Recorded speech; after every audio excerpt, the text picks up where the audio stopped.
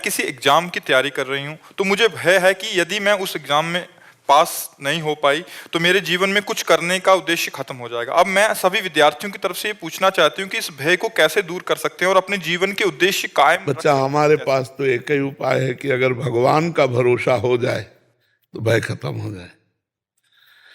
कि अगर मैं फेल भी हो जाती हूँ तो भगवान मेरे है ना, कोई ऐसा उपाय करेंगे जिससे मेरा मंगल हो जाएगा। फेल हो जाने का भय पहले आपने स्वीकार कर लिया, पहली हार तो आपने स्वीकार कर ली। पहले सोपान जो जीत की है वो आप हार चुके हैं। नहीं, मैं पूरा प्रयास करके पढ़ूंगी, मैं अपने विषय में परिपक्व होंगी और मैं कैसे फेल होंगी। अंतिम समय तक परीक्षा के हम यही मैं जीतूंगी, मैं विजय को प्राप्त होंगे, मैं पास होंगे।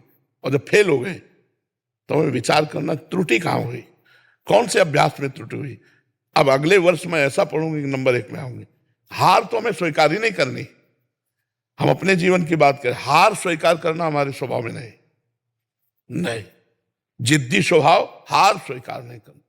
अगर हमें कहीं भी हार लगती है तो हम उस कमी को देखते हैं, 100 बार उस कमी को ठीक करने की कोशिश। अगर 100 बार हारेंगे तो हम स्वीकार नहीं करेंगे मैं हारा हूं। नहीं, मैं एक दिन जीतूंगा, मैं ये कमी को दूर करूंगा, आगे बढ़ूंगा। अब जैसे विद्यार्थी पहले से डर गया, अब वो इतना घबराया हुआ तो जरूर कमी कर देगा। घबराया हुआ आदमी कहीं सफल नहीं होता। हमारी बात समझना, चाहे खेल में हो, चाहे पढ़ाई में हो, या किसी भी हो, थोड़ा निर्भय होना चाहिए। घाटा हो गया, अब क्या होगा। अब वो इसी चिंतन, निगेटिव चिंतन क्यों करते हो। घाटा होगा तो देखा जाएगा। एक बार हम देखते हैं इसको, हम अपने भाव को देखें। तो हमें पहली हार तो ये हमारी हो गई जो मैं भयभीत हो गया। और ये हार इतनी बुरी होती है कि वो पहले से भयभीत, आखिरी में जब भयभीत होता है तो हार गया, मान लो फेल हो गया। अब उसको कई चिंतन, माता पिता का इतना पैसा लगा, वो क्या डांटेंगे, और हमसे जो कमजोर मित्र है वो तो पास हो गए, ये सब मेरा उपहास करेंगे, और उसको लगता मैं कर लूं क्योंकि इन सबसे बच जाऊंगा। ये बातें नहीं होनी चाहिए, ये बातें नहीं। एक वीर बहादुर की तरह उत्साह संपन्न रखो। पढ़ाई में आपने कमजोरी की है तभी आपको भय लग रहा है, ये कैसे लग सकता है। अगर आप संयम से चल रहे हैं, आपको सच्ची बताता हूं, अगर आप ब्रह्मचारी हैं, संयम से चल रहे हैं विद्यार्थी जीवन में, तो कोई भी पूरी बुक का बुक बोल दो और 10 बार सुनाओ और इसके बाद हमसे सुन लो। अगर आप ब्रह्मचर्य नहीं हैं तो स्मृति आपकी क्षीण हो जाएगी, फिर पकड़ नहीं पाएगी। क्या है, क्या हमारे आध्यात्मिक ग्रंथों से कठिन है आधुनिक पढ़ाई। आप विचार करो, अलौकिक सत्ता की जानकारी, यहां तो जितनी जानकारी है सब लौकिक है, और यहां जितनी जानकारी सबके ऊपर अलौकिक सत्ता की जानकारी, वो पढ़ाई है। मान लो उपनिषद है, वेद है, भागवत है, गीता जी है, ये जो अध्यात्म है अलौकिक का है। और उस अलौकिक को ज्ञान प्राप्त करने के लिए जब चला अपने लोग ऐसे पढ़े रात दिन, सिर्फ जैसे विद्यार्थी पढ़ता है ना, ऐसे भगवान ने ऐसा कहा तो ऐसा का क्या भाव हो सकता है। अब खूब नाम जप कर रहे हैं, उसी का चिंतन कर, फटाक से शब्द आ गया, अच्छा इसका मतलब ये होता है। धीरे धीरे धीरे धीरे धीरे वो एक ज्ञानी महात्मा बन जाता है। कक्षा 9 पढ़े हैं, वो एक ज्ञानी महात्मा बन जाता है। तो आप प्रश्न बोलो, उत्तर ले लो। वो क्या हुआ, एकांतिक चिंतन हुआ, तत्व का चिंतन हुआ, विचार हुआ। अगर आप अपनी पढ़ाई में तन्मयता करेंगे, पूरे ग्रंथ को याद कर सकते हैं। कहीं से भी प्रश्न आवे तुरंत उत्तर लीजिए। आप में इतनी क्षमता है, पर उस क्षमता को गंदे आचरणों में खो दिया जाता है। ये जो आजकल चला है ना, गर्लफ्रेंड बॉयफ्रेंड और ये सब दलित दुराएं, ये कभी बच्चों में ना आवे। हम तो कहते हैं जो बच्चे बच रहे हैं उनसे प्रार्थना है कि कभी स्वीकार मत करना, और आगे जो बच्चे निकल चुके हैं इस मार्ग में वो लौट आवे। ये बहुत गलत मार्ग है, इससे तुम्हारी स्मृति नष्ट हो जाएगी, तुम्हारी हृदय शक्ति कमजोर हो जाएगी। अभी बच्चे हो, ये अवस्था के अनुसार होता है। जब 20-22 अवस्था में ब्याह हो जाए फिर गृहस्थी में जाओ, तब वो अपने धर्म का प्रयोग करो। ये ऐसे नहीं करना चाहिए।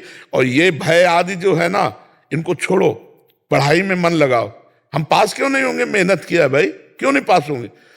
ऐसा कोई प्रश्न नहीं आता जो हमारे सब्जेक्ट से बाहर हो। आप विचार करो, हमने अपने सब्जेक्ट की तैयारी क्यों नहीं की, ये हमारी कमी है। अगर वो ऐसा प्रश्न दे जो सब्जेक्ट से बाहर हो, तब तो भाई अब मतलब हम असमर्थ हैं कि पता नहीं क्या प्रश्न आएगा। लेकिन हमारे टीचर जो हमें पढ़ाए हैं उसी में आएगा, आता है ना, तो हमने अपना सब्जेक्ट क्यों तैयार नहीं किया? हम अपने विषय में क्यों प्रमाद किए? और फिर भय कर रहे हैं, तो भय तो फिर लगेगा ही नहीं। हमें तो कंठस्थ होना चाहिए। मतलब आप समझो, अगर आप ब्रह्मचारी हो तो ग्रंथ का ग्रंथ कंठस्थ कर सकते हो, कोई परेशानी नहीं होगी दिमाग में। आज जो बच्चे कहते हैं ज्यादा पढ़ो तो सर दर्द करने लगता है, आंखें कमजोर है रही, ब्रह्मचर्यहीनता, खुली बात कह रहे, ब्रह्मचर्यहीनता। अगर ब्रह्मचर्य पुष्ट रखोगे कभी नहीं ऐसा बात आएगी। एक आदमी बदल गया ना, हमारा जीना सार्थक हो गया, हमारी साधुता सार्थक हो गई, हमारा जीवन सार्थक हो गया। तो हम अपने कर्तव्य पे लगे हुए हैं, तो उसका फल देख रहे हो। रात्रि के, अब सुनो, सर्दी का समय है, छोटे छोटे बच्चे, माई बहन, बूढ़े सब खड़े हैं रोड में। अब कई घंटों से खड़े होंगे, हम 2:45 निकलते हैं, घंटों से खड़े, बस इतना, किसी को देखा किसी को नहीं भी देख पाए, बस ऐसे ऐसे करते चले जा रहे। क्या है? अगर कर्तव्य किया तो इतने लोग प्यार दे रहे हैं, भगवान इतने रूपों में आकर हमें प्यार दे रहे हैं, तो अपने कर्तव्य का पालन करो, प्रमाद मत करो, तो विजय होगी, निश्चित विजय होगी। विचार से इतना परिवर्तन आया है यंग जनरेशन में। मेरी पुत्री है, डॉक्टर है, जी जी, और जब से मतलब सुनना शुरू किया है, उसके विचारों में बहुत परिवर्तन आया है। वो भगवान, बहुत आपकी इतनी कृपा हुई है गुरुदेव हमारे ऊपर, पूरे परिवार के ऊपर, कि यंग बच्चे हैं मेरे तीनों, और तीनों इतने ध्यान से सुनते हैं और फॉलो करते हैं जी हर चीज का जो आप। हाँ, बस यही बात का हम, इतने पढ़े लिखे बच्चे जो हैं, हाँ, मुझे खुद आश्चर्य होता है।